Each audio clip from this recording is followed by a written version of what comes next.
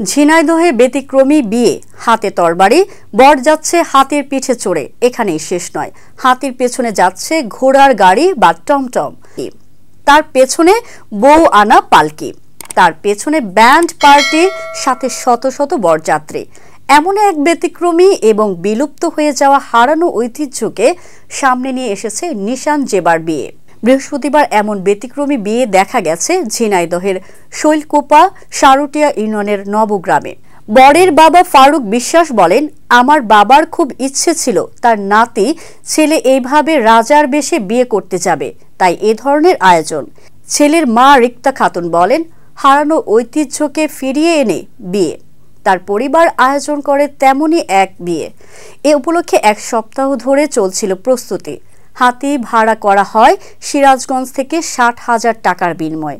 সব আত্মীয় স্বজন ও প্রিয়জনদের দাওয়াত করে হই হুল্লোড় এবং ভুরি ভোজের ব্যবস্থা করা হয়েছিল এই আয়োজনে।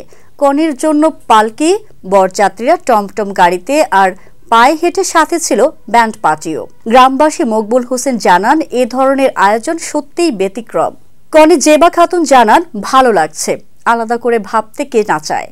কন্যার বাবা জাহাঙ্গীর হোসেন জানান, ৬,৩০,০০০ টাকার দিনমোহরে বিয়ে হয় দুজনের। নিশান হোসেন জানান, দাদার স্বপ্ন ছিল, তা পূরণের চেষ্টা করা হয়েছে। সত্যি বলতে আমারও খুব ভালো লাগছে।